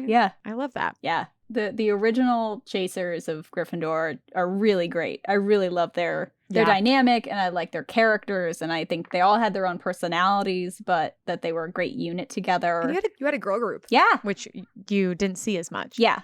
And it was nice to have. Yeah. I really enjoyed them. But speaking of girl groups, let's get to our last 2 ladies. Yes. So the last 2 girls, which definitely had their own journeys and are very different people, are Lavender Brown and Pavarti Patil. We've already talked about Pavarti a little bit. And I actually, when I was taking their notes, I started highlighting bits that they were mentioned together. Because there's a lot of those. This is potentially one of the very few examples of a true best friend relationship. Yes. They are rarely seen without each other. They complement each other really well. You see them interacting with each other, and it's really, really cool. So I did start highlighting moments where it's like they are mentioned as a unit as opposed to separate instances. Yeah. Lavender and Pavarti are very different people. Very different, very developed, I will say. Like, they have things they like, things they hate. You get personalities from them. In the books, you get them speaking up in classes. It's really wonderful what the kind of relationship and the kind of character development we get in the books. Yeah. Pavarti is one of the only other people to speak up often in book 1. Yeah. And she continues this throughout she the does rest. a Like, she asks the real questions. Yes, she does. I'm like, yeah, thank you, someone, for... She immediately scolds Malfoy. Yeah. Not Hermione. Not Harry. Pavarti is the first person to scold him when he starts talking about Neville. And then she also is the first person to speak up on behalf of Harry. And this is very early. Like, she doesn't know these people. Yeah. It's just who she is. And you see her very quickly bond with Lavender and them being friends. At one point, they tried to help Hermione. Yeah. In the bathroom and everything. But they kept saying, leave her alone. And they're like, okay, there's only so much we can do. Bye. Yeah. Yeah. Like, they weren't mean girls. They weren't picky. Like, they're not picking on Hermione. They were trying, and Hermione just wasn't having it. Yeah. Hermione told them to leave. So, and that's what you hear her saying. Yeah. And it's very interesting that could have, what would have had been different if Hermione didn't turn them away? Yeah. Yeah. If she instead became friends with them. She could have easily been another complementary part of that group. I think that if they had gotten off on the right foot from the beginning, they all could have helped each other a lot. Yeah. And then book 2, like, Lavender gets a lot of those moments of just like, she's mentioned. Yeah. Yeah. She has like a big personality, like physicality. She's, it's a lot of like, Miss Brown, can you get my wand? Yes. Thank you. Or like, her taking her head off she's suddenly interested when they're talking about the Chamber of Secrets. Yes. But once again, Pavarti is the one to speak about it. Pavarti is the one to be like, now let's keep going. What do you mean? I think it has to be dark magic you have to use to get into it. Like, what do you mean? Like, yes. Yeah. Let's keep talking about it. Benz, come on. Yeah. Yeah. And it continues. I think it's interesting that these 2 are kind of dropped in every once in a while. Yeah. But they still are them, and they maintain the same reasons why they're dropped in. Whereas sometimes Ginny, we talked about this in Ginny's episode, it feels like, oh no, we forgot about her. Yeah, she's casually mentioned, and these 2 are like, it's like a passing glance as you see them in school. It felt like they got dropped in where they were noticed by the Golden Trio. It never feels like, oh, Lavender was here? Yeah. No, I think that they're actually placed in very well in the series. Yeah. Just diving deep into Pavarti, I think it's so funny. She immediately trusts Trelawney, and when Trelawney's like, love their relationship. It's a red-haired man. She like, run. I love both of their relationships with Trelawney. Yes, I think it's very cool. It's very sweet. It feels like they get a personality because they dug into something, and even Pavarti more so because she goes into newts with divination. Which, honestly, let's take a second. When you look at the list of like what people will accept, it can't just be acceptable. Yeah. Most of them need to be exceeds expectations or outstanding. And some teachers only take outstanding. In divination, I can understand a lot of people getting acceptable because you understand the concept. Yeah. But for her to do so well to be able to take Newt level, Yeah. she had to have had some seer in her. Yeah. You know? For sure. I love that. I love that it starts in book 3 with the latching on to Trelawney, and you see them making all the charts and getting excited. They start having lunches with Trelawney. I like that they also have a favorite teacher. Yeah. Like it's it's really cool. Like, why not? Yeah. Like you said, it gives them a lot more personality. Mm-hmm. And in book 3, we also get her Bogart. We get to see, which is different in the movie. Yes. In the books, it is a mummy, which is equally as terrifying as what it is in the movie. I want to know where that came. Like, it's a blood-stained mummy. And I don't know if she saw, like, a really bad horror movie or, like, I think it's someone didn't do very much research and went, they probably live in the same area. Yeah, that feels weird, right? Much like, Cho Chang having 2 last names. Well, yes, that... that's what that read to me as, which is, I think, why they changed it in the movie to a snake. Yeah. Something, too, about their friendship that I enjoyed that I really, and I'll discuss this more when we talk about Hermione, because this scene made me incredibly upset. Yes. Is how Hermione behaves to Lavender when Lavender is mourning the loss of her pet. Yeah. Pavarti does not take it. No. From Hermione. No. Glares at her for being rude to her, is super protective of Lavender. And, like, rightfully so. Yeah. Hermione's being terrible to her.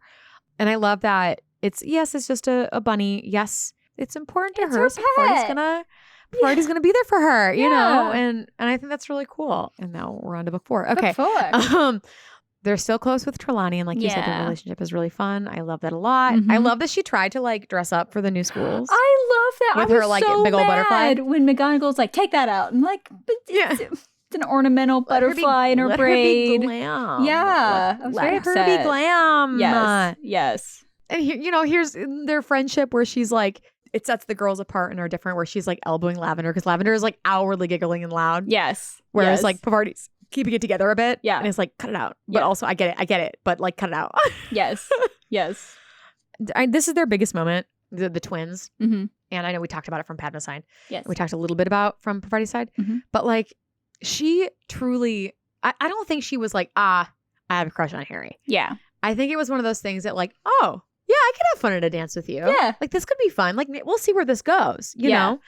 Because she's clearly very chill and excited and gets it together for the dance. And honestly, she probably saved him so much embarrassment because she like, he gets in there and he doesn't know what to do. And she like wheels him around and is really sweet and is like, make sure you get food. Like, is like being really, really great and trying to make conversations with him. Yes. Couple times she brings up things. I also agree wholeheartedly that Moody's eye it maybe not be allowed in schools. Yeah. I agree with you, ma'am. Yeah. She seemed to truly and was like really disappointed when he didn't want to keep dancing with her. Yeah. Like I wrote down just how great she was for leading Harry in the dance, placing his hands for him. Like she took charge of that, which could have been intimidating, and she really saved him. And I thought that was really sweet of her. Yeah. Though I was kind of bummed that in the movies they make it seem like she had the worst time. No. But she really didn't. She was bummed for a little bit. I don't think she, like I said, she was like thinking of like, I'm going to marry Harry Potter. No. But I think it was one of those things that where she hadn't like thought about it. Yeah. And then once she got there, she's like, I kind of like him. Like, he's cool. Yeah. And she also gets to be front and center. Like, she got to be led in with it. Like, that. She got like a moment. And I really like that. And she's so much more calm than Harry. She like, Harry forgets to tell them he's leaving. Yeah. Like, she's the one who's like, oh, Padma, Ron, see you later. Because he's like, so just like, I don't know how to people. Yeah. Yeah. They also don't know where Hermione's been. So she doesn't get dressed for the ball. Yeah. In the with dorm. the rest of the girls. Yeah. Which is so sad. Which is also, because like, such a bonding moment. I could see it being like, did you need help? Yeah. Like, because like Lavender canonically has curly hair too. Yeah. And knows how to take care of it. So like, why? It could have been a cool moment for them to have helped Hermione get ready. And not said anything about it? Yeah. Just been like, oh, you'll see. You'll see. Yeah. And then part of that reveal, like that could have been really cool. Yeah. Alas. Gets to dance with the Beauxbaton boys. Oh, yeah. Ends up with the Beauxbaton boys. We love that. And she's the one who actually gets a date. Yes. With the Beauxbaton boys. She's the one who gets the dance. Official. Yeah. To Hogsmeade. Yeah. But she's the one who gets the date. She gets asked to dance in the ball by a Beauxbaton boy, starting that like. And she asks. She's really nice about it. Yeah. She asks Harry first. Yeah. And isn't rude about it. Yeah. And then when she notices that she's not paying attention, she's like, it's fine. Yeah.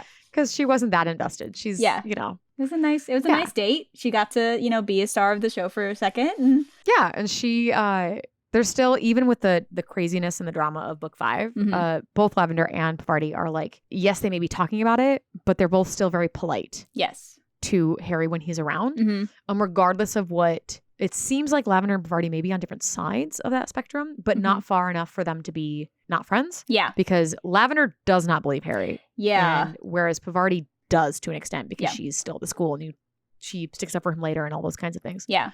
But yeah, there's still, even though Lavender has these concerns, it's not like Seamus where he blows up at Harry every once in a while. Yeah. This is a very calm, collected, being polite to him when he's around and everything. I love her joke to Umbridge too. Not to Umbridge, but just like, yeah, the fact that she like, yeah, I'll be sticks your up. friend as long as I don't have to wear that cardigan. Yeah. I mean, it's during the speech, so like nobody hears it. Yeah. But she does stick up. Cracks me up. In the class, the first class. She's like, aren't we going to have practical? Classic Parvati. Yeah. It goes like, excuse me, I have questions. Yeah. Isn't there going to be a practical part of our owls? Like, that's a good question. Yeah. And she's super upset because like the first time she's going to do these things or at the practical? Yeah. Absolutely not. Yeah. Yeah. I'm sad that they gave this to Jenny because they forgot about Jenny in the movies. Like the Reducto turning the table to dust is Parvati. It makes me really sad that they're like, oh, we forget to put Jenny in this book or in this movie at all. So we're going to give her. We'll just give her something that Parvati does. Like what? Yeah. But they join like she joins the DA, like both of them are in the DA. But she does like try to comfort when Trelawney gets like on probation and like her and Lavender are just like just as upset their favorite teacher is in trouble and getting fired. Like poor thing. Really, but when a beautiful centaur shows up to teach class, she's really excited to have a gorgeous centaur. Is what she's really, who do we pick? Yeah. Then like her and Lavender are like getting themselves looking cute. Yes, exactly. Before class. Yeah, that's really funny to me. Like it's just a fun character thing to add in there. I like that she takes her and Lavender take daffodils to Trelawney. Yeah, like that's there's just some really sweet stuff with Trelawney in them that makes me really happy. Is how it's not really in the movies a whole ton. They don't really like they're not in the movies a lot. Yeah, especially in that one. You do see the Patil Twister sisters when it turns out to like the audience watching the scene with Sybil being thrown out of Hogwarts. You see Padma calmly watching, and Parvati is like ready to cry. Yeah, like she is moving around like just. So I do love that they added that little bit that the actress rather chose to add that. Book 6. So yes. Oh my gosh, book 6. I mean, obviously she gets into the new divination. Yes. A little upset that it's with Trelawney instead of with Ferenz. But you know, we get it. But something I love about this book is that she loves Lavender, loves her best friend. But there are a couple moments in the book where like Ron and Lavender are together, and then like Harry sits by them. And she's like, a break. And like speaks to Harry and Hermione, like, how are you? Yeah. Like, you can tell she is also feeling the strain of her best friend being in a relationship. Yeah, because Lavender is all in very quickly. And he tries to help a little bit. There's a couple moments of like, oh, there he is. Like, oh, he's coming. Like, okay. You know? Yeah. Her dealing with her friend's puppy love is very endearing. It is very endearing. Because she's like not mad about it. Yeah. It just like seems like she's excited to talk to someone. Yeah. And I have that she like chats pleasantly with Hermione and eats up the gossip about Cormac. Like Hermione uses her to get at Ron, but like she still gets to, you see her cordially talking with Hermione, which you don't get a lot in the books as much. So it's nice to remind people that they're also friends-ish. They're people. Yeah. She's just like pretty standard. Yeah. It's just she has just those few moments of but it still like rounds out her character and it makes sense. Yeah. And like I mentioned before, that her getting into Newt level divination. Yeah, that's big. I'm impressed. I don't believe Lavender did. It is at least not mentioned that Lavender is in Newt divination. So and then we have our final Lavender Brown. We've covered a lot of her, and especially the first few books. Really, I'm gonna go just to book 3 because I love that Lavender, how Parvati like immediately is like, Trelawney. Yeah. Lavender takes a moment to warm up. She's very nervous to get a surprise random reading and is thrilled that she doesn't until she does. Yeah. And is super scared about it. But then she like slowly evolves. I also thought it was interesting that she did not know what the Grim meant. Yeah. Her and Dean didn't know what the Grim meant. Of course, she like jumped right on board when she found how terrifying it was. Yeah. It was like, she slowly convinces once Neville's cup is broken after she says that, she's sold. Yeah. She gets in trouble in book 4 for looking at her horoscope in Moody's class. Like I think that's really yeah. Like showing party. Yeah. So I think there's like, some cute things that them having that. It might be like one defining characteristic for both of them, but it's something that you can dig into and like, this is an interest of theirs. You don't get a lot of side characters who have a very specific interest that can dig into. And speaking of interests, it's not like explicitly said, but starting in book 3, Lavender is noticed a lot and notices a lot about creatures. She's the one who notices the hippogriffs and is so excited, and in all of them. She continues, like, she has a pet that she keeps at home. She, in later books, she's talked about with the foals, where she's so excited about the unicorn and the unicorn foals. Like, she is explicitly mentioned about that. She also is mentioned, whereas you can assume some of the students are outside, she, despite getting burnt and singed, stays outside with the blast-ended skirts, unlike some of the other students who ran inside. Yeah. There's just a lot of moments of, like, she's excited about the bow truckles, and Parvati is too. She's called out a lot more. Yeah. She seems to, at bare minimum, be a animal lover. Yes. Which is fun, because once again, you're having interests that aren't just school. Yeah. It makes them a little more well-rounded. Yeah. Which is something you don't get in the movies. In the movies, she's very much more frilly. I think she does a great job. Yeah. I think the actress does a great job at being just a sweet, love-struck girl. Something funny about the movie. Yes. And so she was hired on for that movie. Yes. Lavender was played by other characters, and suddenly when she had lines, they made her a white person. Yeah. That's a whole different beast. But the actress, when she first got on set, Rupert Grint laughs a lot. Yeah. And there's an interview with her where she's like, I guess that was normal, but like it got in the way a bit. Yeah. He's nice. Rupert Grint, get your shit together. Right. I mean, she was like mad about it. She just was like, I guess this is normal, and it never stopped. Like nobody ever like corrected him. And then, so can you imagine how many scenes with just them? Yeah. Where it's naturally like a giggly, nervous thing to be doing with a stranger, and now you're adding on that he's just a giggly person to begin with. Yeah, like trying to do any of the like lovey scenes would have just been what a saint. Yep. Yeah. So I love that she still went to the dance and had a blast in book 4. She had a date, but we don't really know who it ever was. She just mentioned that she has Seamus. She went to Seamus? No, they say it. Oh, it that's says, sweet. Yeah, Parvati says, she's going with Seamus. That's nice. I don't know why I missed that in my note, but good for you. Oh, yeah, that's a good. Which also makes sense. Seamus seems like a chill, nervous guy who's not going to like ask people outside of his group. Yeah. I mean, at their age, like going with just a friend to a dance is a big deal. So. Yeah. No, we love it for her. Yeah. And then obviously, then book 5 is very much the same of just like still reminding you that both of those characters are there. Yep. And I did like that they were practicing locomotive charms by racing pencil cases around the common room. Like, that's just a fun image. And they like practice together. Yeah. They're a good group of friends. They both are in DA. They're both working on stuff. Like it's just like really, it's just a fun friendship. And then we get into the bread and butter, the moment you were all waiting for. Yes, book 6. The relationship with Ron. I will say they build into it. Book 6, she's giggly around Ron first. She has whispers around, like it. Yeah, they build into Pavarti's her. like slowly like, okay, he's coming. Yeah, they build it up really well.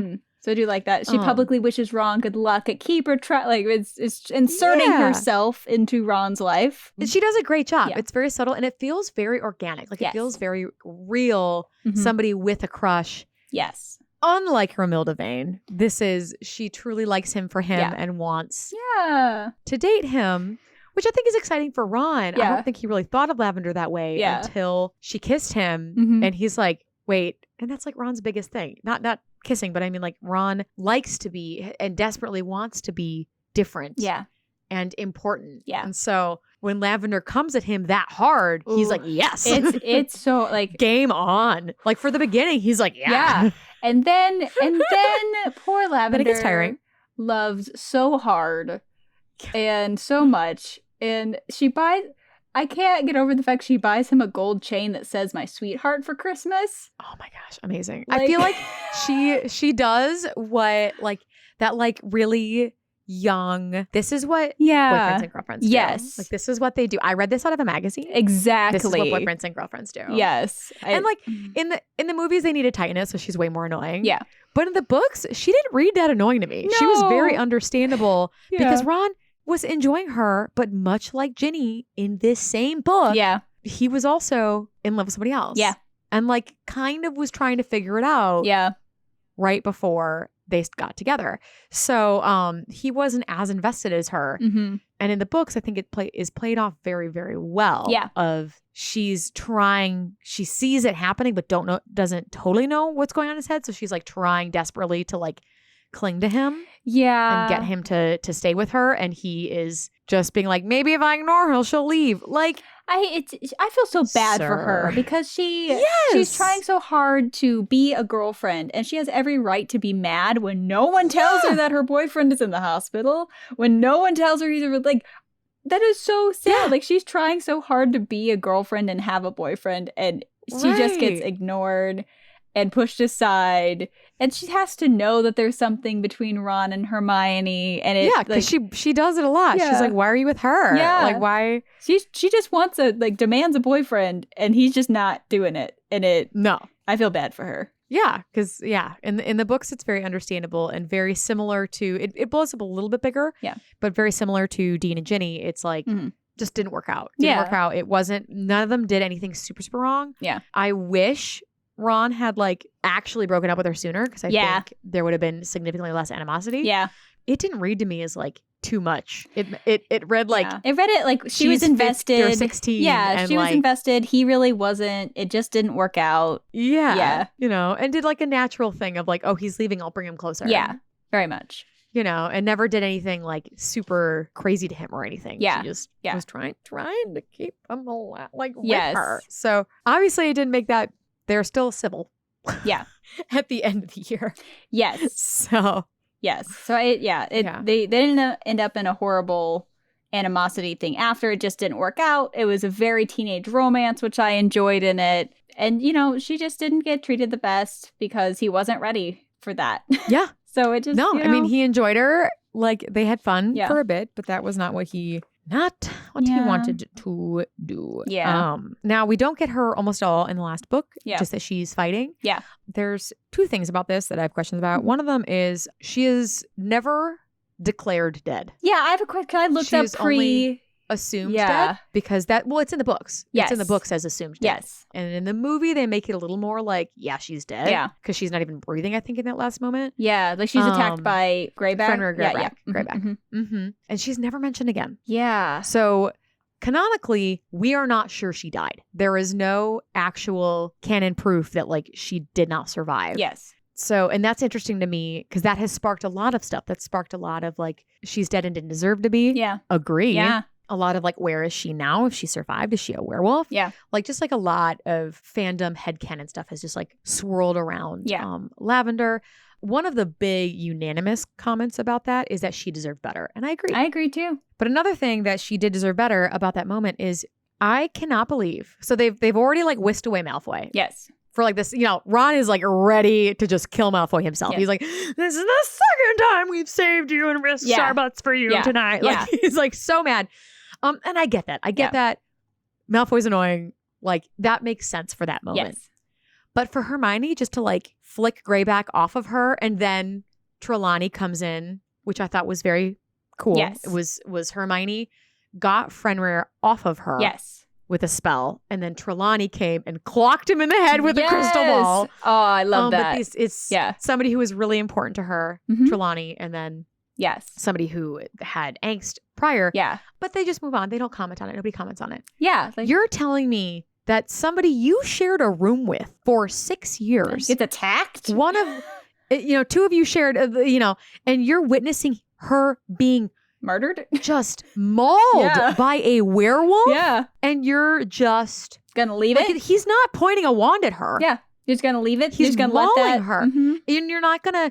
Now I understand they couldn't stop and do anything about it, but there was no, Ron didn't stop and take a moment. Ron wasn't like, oh my gosh. Yeah. And didn't need to be pulled away. Yeah. Hermione wasn't like crying on her way by. Yeah. Like You're telling me that didn't affect you at all? It feels like Doubt they either it. would Doubt have it. stopped and tried to do something, or it would have at least been mentioned. Or There would one be a of them comment would about it. have. There would have been. Yeah.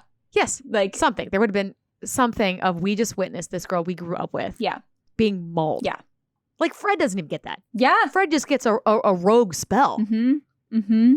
Yeah, that's... And yes, he's more important to them. But still. But they grew up with this girl, and Ron spent a year making out with her, so... Yeah. Like, what the heck? Hermione lived with her. Yeah. Lived with her. Yeah. Like, shared a room with her. Like, it just, that didn't sit right with me. Yeah. The fact that there was no comments at all about her once they ran by. But other than that, Lavender, thank you for your service. I love that she did stay and fight. Mm-hmm. And it gives her a lot of credit, which sometimes she is shown as just like the giggly little girl. And she's still in Gryffindor. Yeah, she chooses to stay and defend and be a part of this group.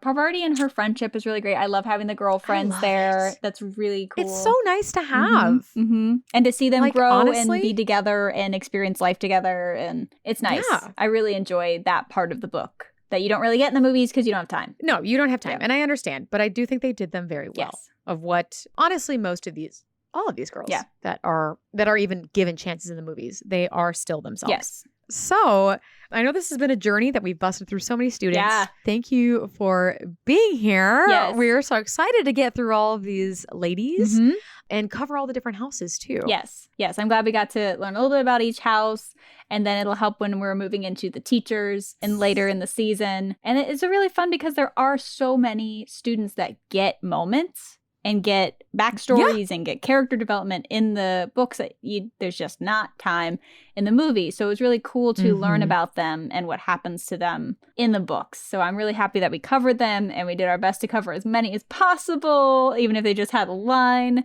Apologies if we missed one. I did my best to write everything down as we read, but it was really great, and I'm really happy to get to know the Quidditch girls, and I wish there was a little bit more of Slytherin and things, but it's a Gryffindor main story, so what can you do? It happens. But thank you all for listening this episode, and join us next week for another dive into another witch. Yes, see you then.